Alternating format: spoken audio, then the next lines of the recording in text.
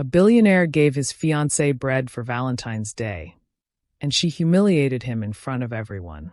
Seconds later, a hidden car key fell from the loaf, and the room went silent. Was it a cruel joke, or a loyalty test she never saw coming? Subscribe to Boundless Echoes for more jaw-dropping stories. Now let's begin. Manhattan glittered like it had something to prove. Valentine's Day in New York City wasn't subtle. It was loud, extravagant, ruthlessly romantic. Roses flooded the sidewalks. Violinists played on street corners. Restaurants along Fifth Avenue glowed gold beneath crystal chandeliers. Chauffeurs lined up outside luxury hotels, engines humming like obedient beasts waiting for commands. And inside one of the most exclusive rooftop restaurants in the city, 60 floors above the noise, sat Richard Caldwell. White, 41, billionaire, founder of Caldwell Urban Development, the man who turned abandoned districts into glass towers. Financial magazines called him brilliant. Competitors called him dangerous. The media called him disciplined. But tonight he was simply a man in love. Or at least a man who wanted to be sure. Across the city, in a high-rise penthouse overlooking Central Park, Imani Brooks stood before a full-length mirror framed in gold. She was breathtaking, deep brown skin glowing under soft lighting. A crimson satin dress clung to her curves perfectly. Diamond earrings sparkled against her neck. Her long black hair fell in sleek waves over her shoulders. She checked her phone again. No message from Richard yet. She smiled to herself. He loved dramatic surprises. Last year, he had flown her to Napa Valley by private jet. The year before that, he gifted her a custom diamond bracelet worth more than most people's annual salaries. Tonight, she was sure it would be bigger. Her friends had been guessing all week. Maybe a Bentley. Maybe a yacht. Maybe he's upgrading your ring. Imani laughed at the memory. She deserved something unforgettable. After all, she had said yes to marrying one of the richest men in America. When Imani entered the restaurant, heads turned. Not just because she was beautiful, but because she was with him. Richard stood when she approached. His navy suit was tailored flawlessly. His presence quiet, controlled. He kissed her hand gently. "You look stunning," he said. She smiled. "You clean up well yourself." They sat. Below them, Manhattan shimmered through floor-to-ceiling windows. A violinist played softly nearby. Waiters moved like shadows between candlelit tables. Imani scanned the room subtly. Other women were receiving bouquets. Jewelry boxes. Champagne towers. She noticed the glances. People whispered, "That's Richard Caldwell. That's his fiancée." She loved that feeling. Dinner was exquisite. Lobster. Imported wine. Chocolate soufflé. Then finally, Richard reached down beside his chair and placed a small brown bakery box on the table. Simple. Plain. Tied with ordinary twine. Imani blinked. She laughed lightly. "What's this?" "Your Valentine's gift," he said calmly. She studied his face. No smile. No playful hint. She untied the string. Lifted the lid. Inside was a loaf of bread. Artisan sourdough. Golden crust. Nothing else. Silence stretched between them. Imani waited for the punchline. Nothing. She looked around. Was there a hidden camera? Was this some elaborate joke? She forced a laugh. "Okay, where's the real gift?" "That is the gift." Her smile faded. The violinist continued playing. But now the music felt distant. "Richard," she said quietly, her voice tightening. "What is this?" "It's bread." "I can see that." Her cheeks burned. A couple at the next table glanced over. She imagined the headlines. Billionaire gives fiancé bread for Valentine's Day. Humiliation crept up her spine. "Is this funny to you?" she asked. "No." "Then what is this?" "Some kind of lesson." He didn't answer. That silence felt louder than shouting. She felt small. Embarrassed. Exposed. "You couldn't even try," she whispered sharply. "You know people are watching." Richard leaned back slightly. "I know." Something in his tone made her stomach twist. Anger rose fast, hot and defensive. "You know what?" she said, standing abruptly. "This is insulting." "Is it?" Yes. Her voice cracked. You give strangers millions in donations, but your fiancé gets bread? The restaurant had grown noticeably quieter. People were staring now. Imani felt heat flood her face. She didn't want to cry. She would not cry. In a flash of frustration, she shoved the box toward him. The loaf tumbled out onto the table. Then, without thinking, she picked it up and threw it at his chest. Gasps rippled through the room. The bread hit him and fell to the floor. You embarrassed me, she said, shaking. I could have stayed home. The words hung in the air like shattered glass. Richard slowly stood. Calm. Too calm. He bent down and picked up the loaf. Returned to the table. Reached into his jacket pocket. Pulled out a small silver knife. Imani frowned, confused. Without speaking, he placed the loaf back onto the table and sliced it down the middle. The crust cracked open. Soft bread parted. And something metallic fell onto the white tablecloth with a sharp clink. A car key. Black and silver. Attached to it was a tag. Imani stared. The logo on the key shimmered under candlelight. And the tag read, 2026 Range Rover Autobiography, registered in Imani Brooks' name, parked outside. Her heart stopped. The entire restaurant went silent. Someone whispered, Oh my God. Imani's hands trembled. Richard looked at her, not angry, just disappointed. It was never about the bread, he said quietly. She swallowed hard. Richard. It was about who you are when you think there's nothing else coming. Her chest tightened painfully. He continued, My mother once told me, the woman who stays when all you have is bread is the one you marry. Tears welled in her eyes instantly. She hadn't known. She hadn't understood. I'm sorry, she whispered, voice breaking. I didn't know. You didn't need to know, he replied. That was the worst part. She stepped closer. I was embarrassed. I thought you were making fun of me. I wasn't. He picked up the car key, then placed it back inside the cut loaf. I wanted to see if you loved me without the promise of something expensive attached. Her breathing grew shallow. Richard, please. You failed. The words were quiet, but they felt like thunder. He signaled to the waiter calmly. Cancel the SUV registration. Imani's heart dropped. Then he turned and walked toward the exit. No shouting. No drama. Just finality. Imani ran after him. Out of the restaurant. Into the freezing February night. Richard, she cried. Snowflakes drifted lightly through the city air. Traffic roared below. The black SUV sat at the curb, headlights glowing. He stopped beside it. Didn't turn around immediately. She caught up, breathless. I panicked, she said. You know how social media is. I thought.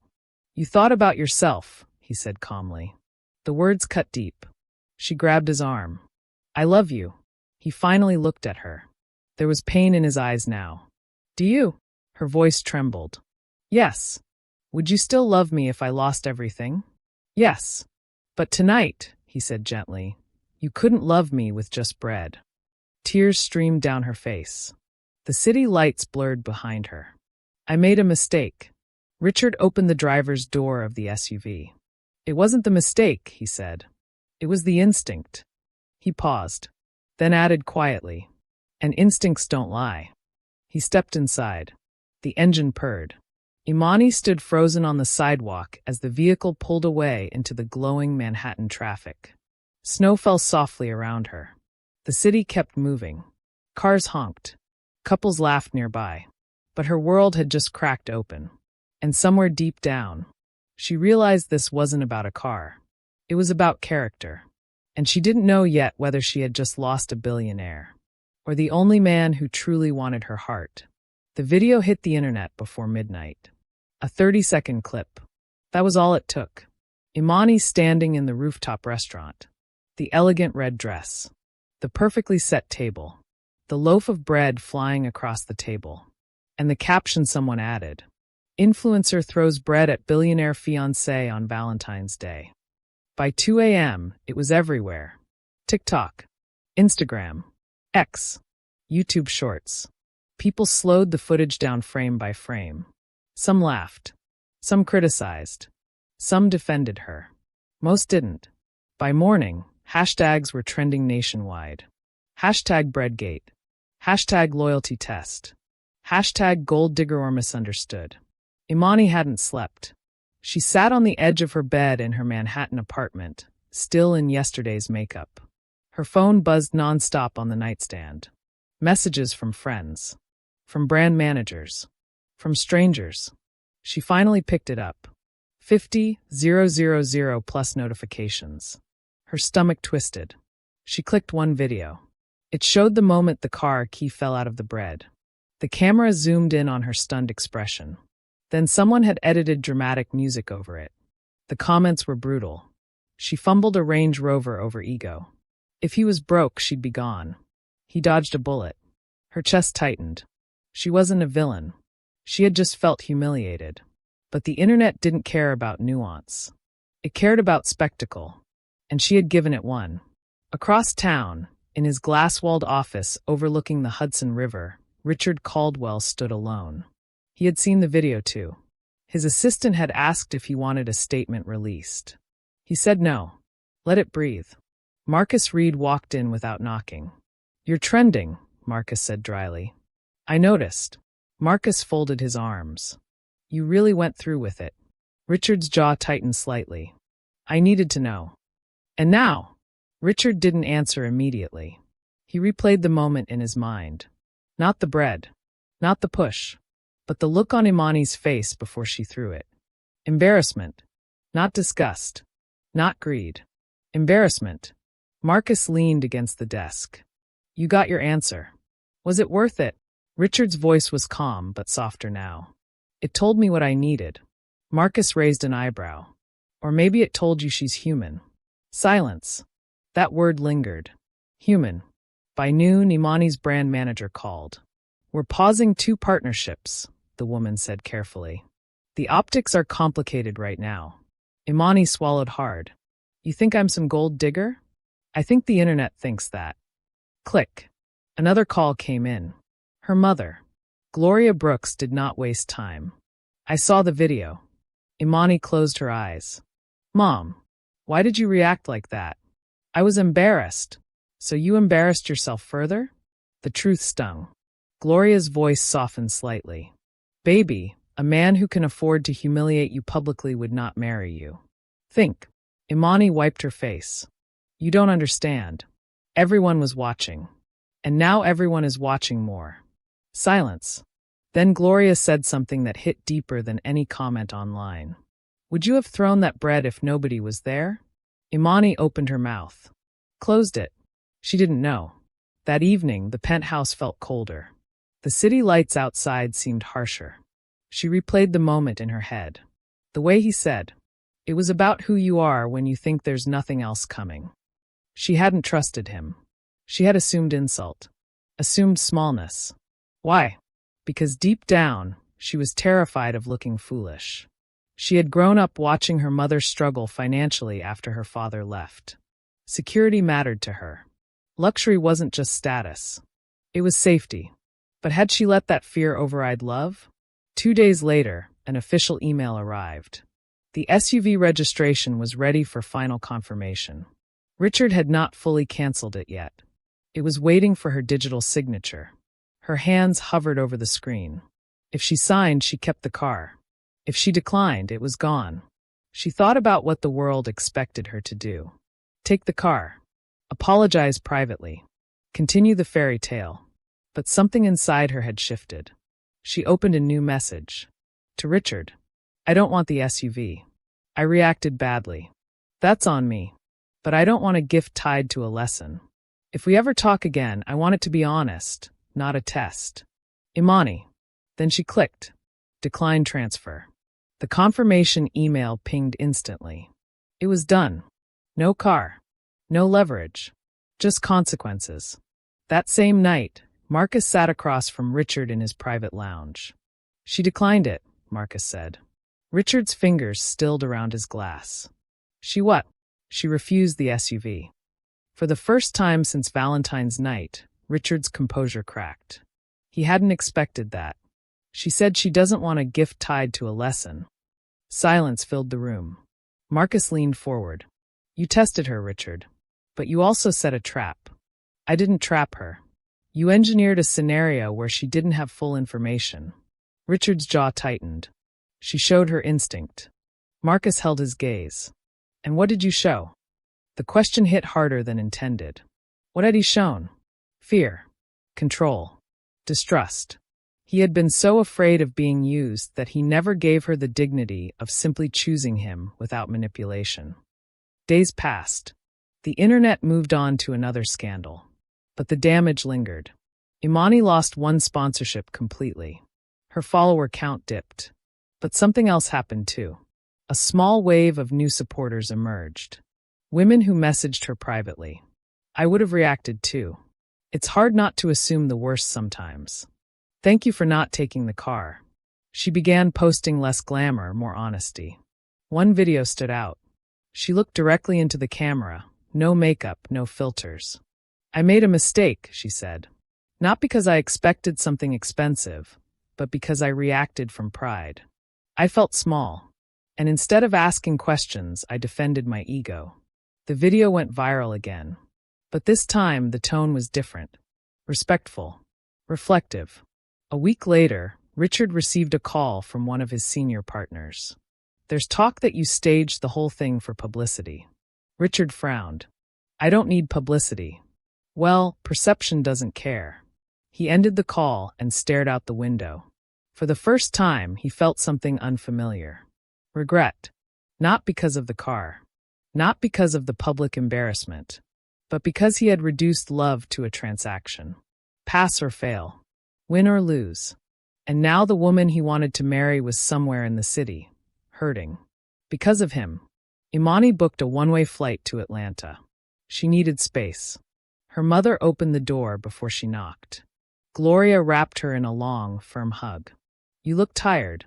I am. They sat at the kitchen table where Imani had done homework as a child. Simple wood. No chandeliers. No skyline views.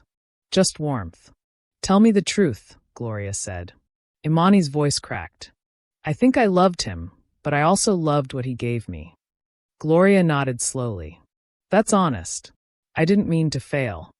Then maybe it wasn't about passing. Imani looked up. What do you mean? Maybe it was about learning. Back in New York, Richard stared at his phone late one night. He opened Imani's latest video again. Watched it twice. 3 times.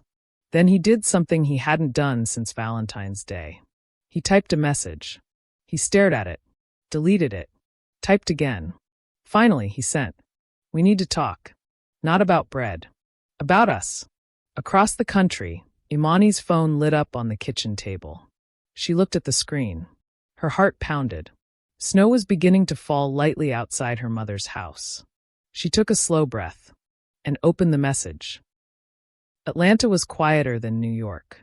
The air felt warmer, slower, more forgiving. Imani sat at her mother's kitchen table staring at Richard's message for nearly 5 minutes before responding. We need to talk. Not about bread. About us. Her heart pounded in a way it hadn't in days. She typed 3 different replies. Deleted all of them. Finally, she wrote, I'm in Atlanta. If you're serious, come here. No cameras. No tests. She hit send. This time, there would be no rooftop restaurants. No spectacle. No audience. If they were going to rebuild, it would be without an audience. Richard read her reply twice. Atlanta. He hadn't expected that. He was used to controlling the environment, the restaurant, the timing, the narrative. But this time, he would be stepping into her world. No assistance. No press. No security convoy. He booked a commercial flight. First class, yes, but still ordinary. As the plane cut through the clouds, Richard stared out the window and thought about the boy he used to be. The boy whose mother once split a loaf of bread 3 ways, because that was all they had. The boy who promised himself he would never be powerless again. He had built empires to avoid vulnerability. But love required vulnerability. And he had tried to outsmart it. Imani waited at Piedmont Park the next afternoon. No red dress. No diamonds. Just jeans, a sweater, and her natural curls pulled into a low puff. When Richard approached, she noticed something immediately. He looked tired. Not physically. Emotionally.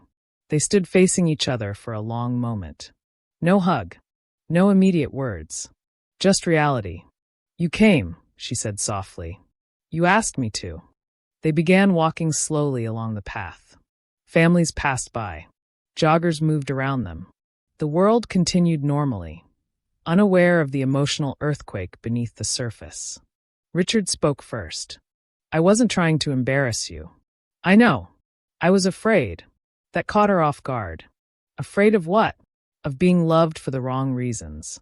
Of waking up one day and realizing I was just a bank account. Imani stopped walking. "And you think testing me proved that?" "I thought it would reveal instinct." She held his gaze. It revealed insecurity. The words were calm, not cruel. He absorbed them. She continued. "You didn't give me a chance to choose you. You engineered a scenario designed for failure." Richard exhaled slowly. "You're right." That word surprised her. He wasn't defensive. He wasn't cold. He was honest. "And I reacted from pride," she admitted. "I cared too much about how it looked. I was scared of being small in public." They stood in silence for a moment. Wind moved through the trees above them.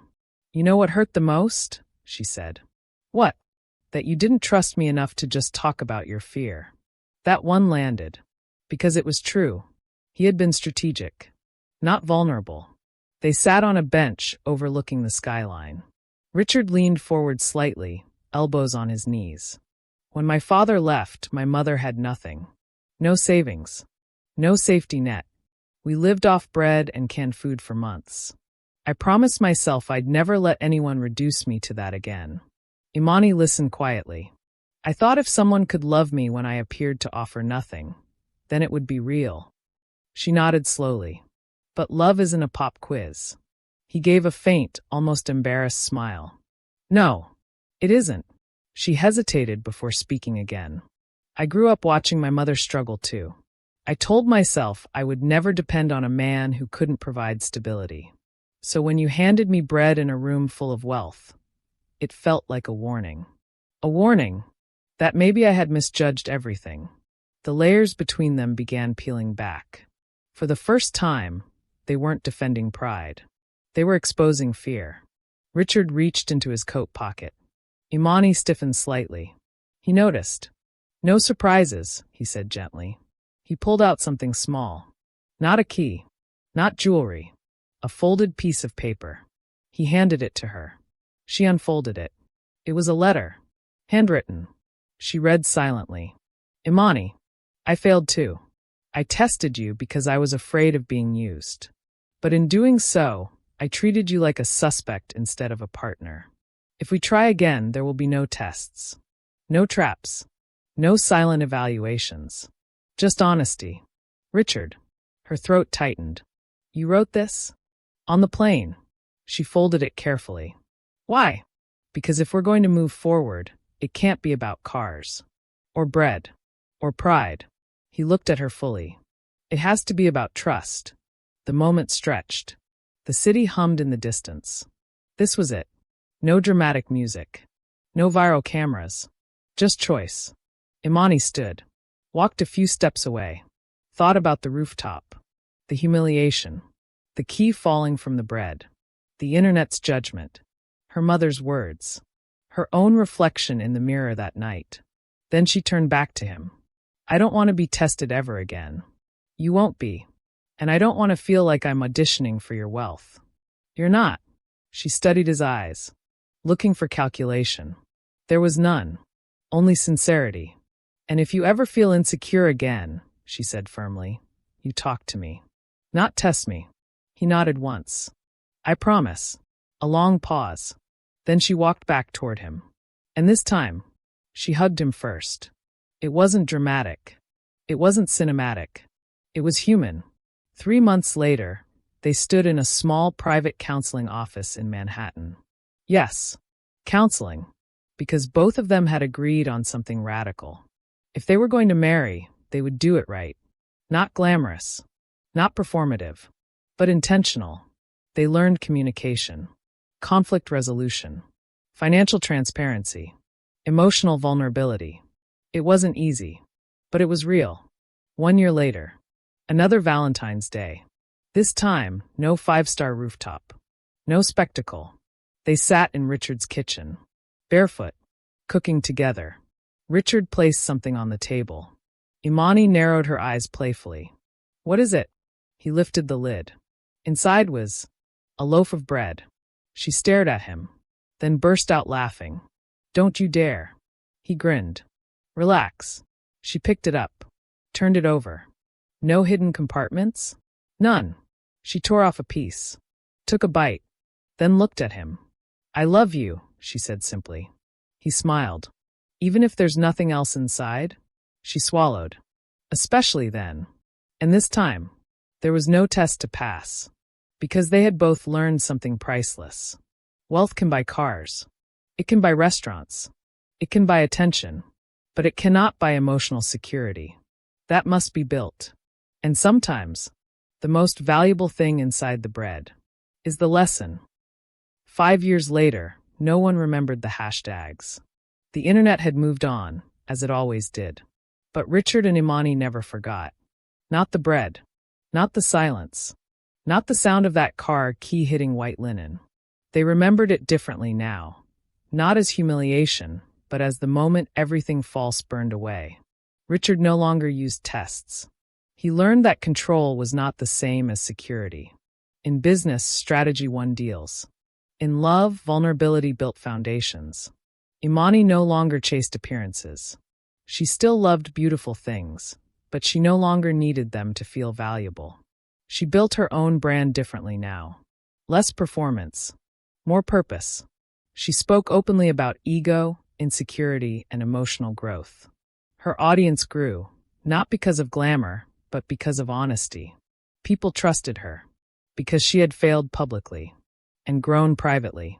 One quiet evening in their home in Westchester, snow falling gently outside, Richard stood in the kitchen kneading dough. Imani leaned against the counter, watching him with a teasing smile. "You know," she said, "most couples have a romantic origin story." He smirked. "We do." "Oh, and what do you call ours?" He dusted flour off his hands. "The Great Bread Incident." She laughed, a deep, unguarded laugh that no longer feared how it sounded. On the counter between them sat a simple loaf of freshly baked bread. No keys inside. No hidden compartments. No lessons attached. Just bread. Richard sliced it carefully, handed her a piece. Their fingers brushed. She held his gaze. "Funny thing," she said softly, "I used to think wealth was what protected love." "And now?" he asked.